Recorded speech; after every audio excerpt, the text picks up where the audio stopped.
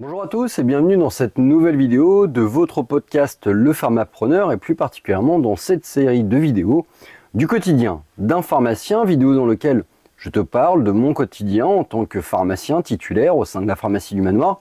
Je te parle de mon quotidien en tant qu'investisseur dans les pharmacies satellites qu'on peut avoir à Pavie et également dans le quartier Saint-Sever aux Emmurés.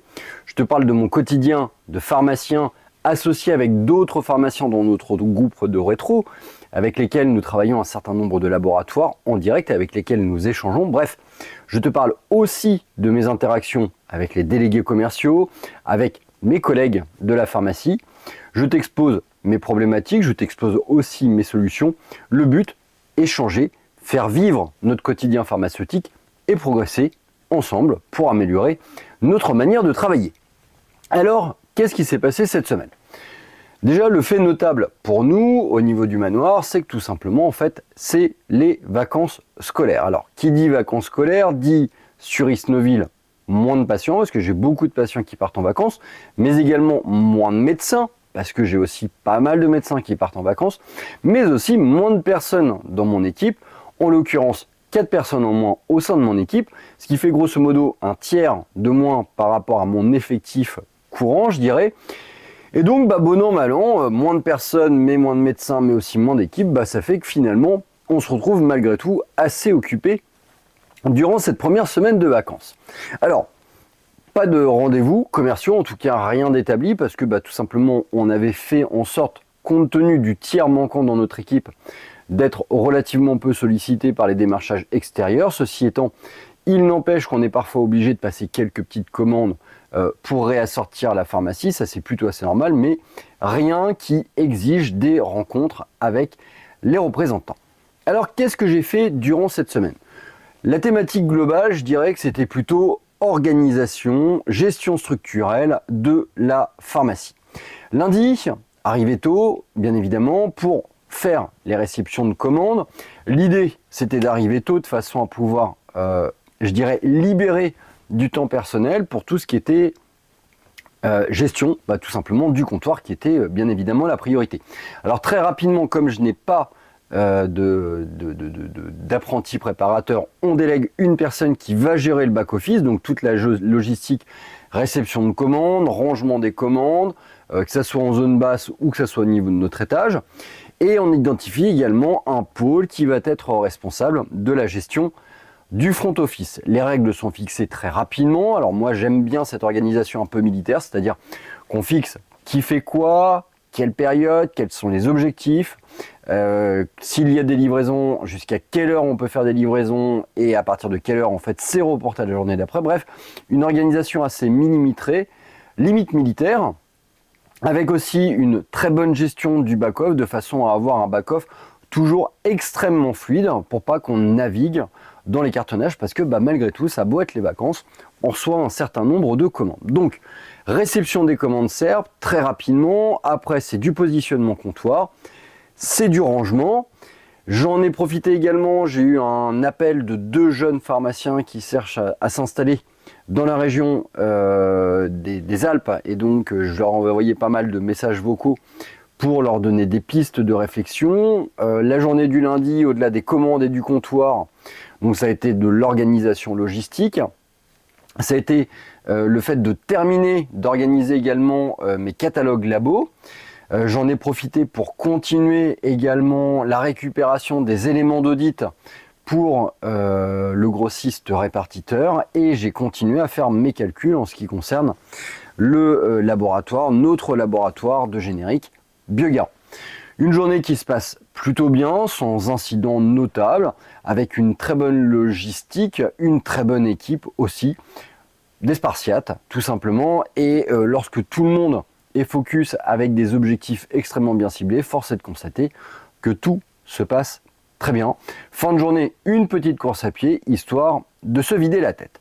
Mardi, la logique est la même, force à comptoir, donc arriver tôt, réception des commandes. Une fois que j'ai un peu plus de monde qui est arrivé dans la pharmacie à 9h, je vais au marché, le but c'est faire mes courses, faire un tout petit peu de public relation et puis prendre aussi les fruits et légumes, du moins surtout les fruits, pour mon équipe. Comme tu le sais, si tu suis régulièrement ces vidéos, toutes les semaines, avec mon collègue Marco, on achète des fruits pour notre équipe. Une sorte de mise en place d'un goûter un peu healthy. Alors, ça ne nous empêche pas de ramener des chocolats. J'en ai d'ailleurs ramené énormément de packs. Mais on a toujours cette petite possibilité de manger des fruits d'une manière régulière, dans la semaine, dans la journée, avec notre équipe. Et c'est plutôt pas mal, c'est riche en vitamines, etc. etc. J'ai eu un appel de la SPC également, où on a fait le point sur tout ce qui était logistique sécu mutuelle. J'ai eu une petite dizaine de dossiers à retoquer selon les recommandations de la SPC, avec notamment quelques appels à faire à des patients. Édition également des attentes et des avances. On profite du temps qu'on a pour mettre à plat toute cette logistique de back-off qu'on peut avoir. Et donc, gestion des attentes, gestion des avances. J'ai transmis et j'ai fini de transmettre tous les éléments de l'audit pour la SERP. Et puis, on a continué à faire l'organisation de la réserve arrière avec mon équipe. Le reste de la journée, c'est du comptoir, tout simplement, avec aussi un petit peu d'administratif, tout simplement. Mercredi matin, j'ai pu m'octroyer la possibilité d'aller courir et de faire un petit peu d'administratif chez moi. J'ai eu 2-3 trucs à faire également à Leroy Merlin pour alimenter, je dirais, en matériel Philippe qui nous réalise les travaux dans la maison qu'on a achetée à côté de la pharmacie. Cette fameuse réserve stratégique qu'on a mis en place pour la pharmacie. On a également rangé un certain nombre d'étagères avec mes collègues. J'en ai profité également pour préparer tous les périmés que je vais pouvoir gérer à mon retour de vacances. J'ai envoyé également les sollicitations de commandes pour mes pharmacies satellites, en leur disant les rendez-vous que j'allais avoir à mon retour de vacances, de façon à ce qu'ils puissent m'envoyer leurs besoins. J'en ai profité également pour faire le point avec mon équipe sur les différentes commandes de reliquats qui restaient dans la matrice informatique pour qu'ils fassent le point, comme je l'ai fait avec leurs représentés, pour savoir exactement quelles sont les commandes que l'on attend, quelles sont celles qu'on va recevoir, quelles sont celles qu'il est inutile d'attendre. Avec ma collègue Annabelle, on s'est rendu compte également, dans le cadre de la réalisation des promos pour le mois de mai, qu'il nous manquait une certaine quantité de produits, et notamment du laboratoire Ergo, ce qui nous a poussé à devoir valider des commandes qui avaient été enregistrées au niveau informatique, mais non saisies par le laboratoire. Bref, un petit peu d'organisation. J'en ai profité également pour envoyer un message auprès de mes collègues afin qu'elles mettent en ordre tout leur périmé, avec l'objectif de faire un gros vidage des produits périmés. Les produits périmés, ça prend de la place déjà, donc c'est pénible. Et puis accessoirement, quand on y réfléchit, c'est une immobilisation stratégique, dans le sens où, comme on a un certain nombre d'accords de reprise de ces mêmes produits périmés, il est inutile de procrastiner et d'en accumuler une quantité aberrante. Autant les traiter le plus rapidement possible, générer cette espèce d'avoir qu'on peut avoir sur nos commandes, nos besoins, et finalement réalimenter à moins cher la pharmacie. J'en ai profité également sur cette journée du mercredi pour échanger avec une autre pharmacienne, Céline, qui cherche à s'installer dans la région parisienne. Elle avait un certain nombre de questions à me poser, donc j'ai pris le temps pour essayer de lui répondre au mieux que je puisse faire. Très bonne nouvelle également sur cette journée du mercredi, Clément Montésard a réussi à positionner une date pour la réalisation de sa thèse. Ça sera donc le 9 juin à 10 h à la faculté de Nancy, donc je vais devoir faire un petit peu de route pour y aller. Et puis le reste de la journée, du comptoir, de la logistique, de l'organisation, quelques petits passages de commandes en format ML ou par call, bref, rien d'exceptionnel. Jeudi, levé ultra tôt, 5h45, le but, aller courir 1h30 avant d'aller à la pharmacie, arriver plus tôt que d'habitude, du coup, pas l'ouverture, mais quand même plus tôt. Le but, tout simplement compenser l'absence de certaines personnes sur cette journée du jeudi. Une journée finalement relativement calme, même si elle a été organisée autour du comptoir.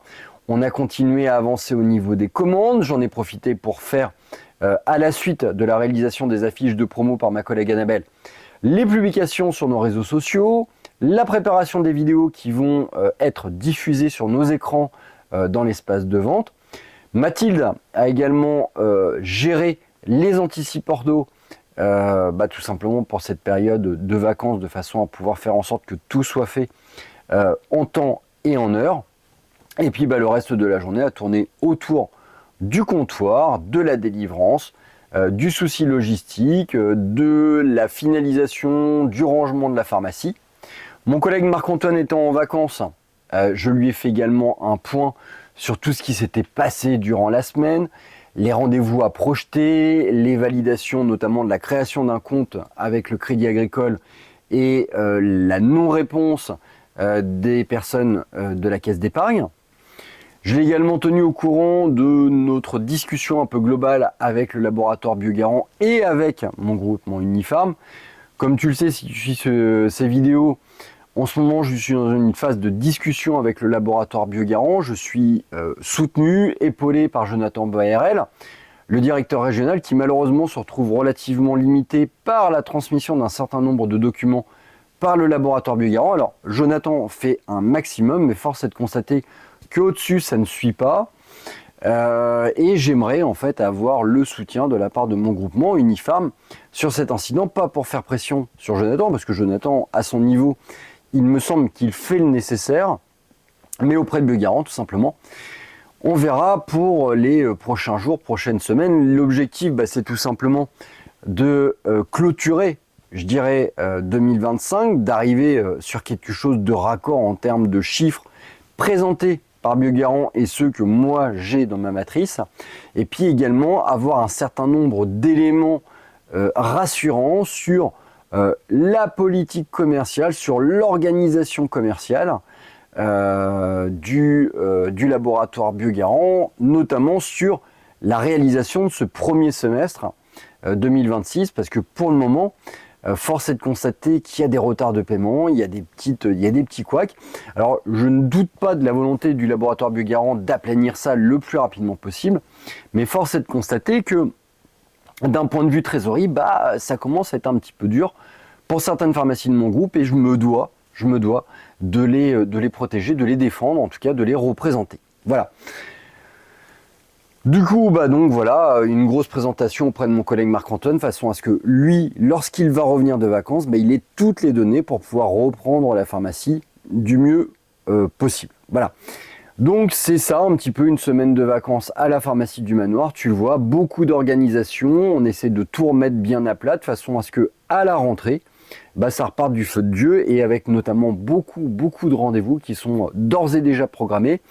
Ma semaine de rentrée, je vais avoir un rendez-vous avec le laboratoire Auger, j'ai un rendez-vous avec le laboratoire Teva, j'ai aussi un rendez-vous qui est programmé avec le laboratoire Chauvin, avec le laboratoire La Roche-Posay, avec le laboratoire Procter & Gamble. Bref, il n'y a vraiment pas de quoi s'ennuyer. Tout ça, ça va être dans les semaines qui vont suivre notre rentrée. Il y aura la gestion des produits périmés aussi, il y aura tous les projets annexes que je vais t'évoquer dans de prochaines vidéos. Bref, tu verras, c'est dense et ça nécessite une organisation en amont dès qu'on a un petit peu de temps. Sur ce, je te souhaite une bonne fin de semaine. Je te dis à très bientôt pour une prochaine vidéo sur ton podcast Le Pharmapreneur, et plus particulièrement dans cette série de vidéos du quotidien d'un pharmacien.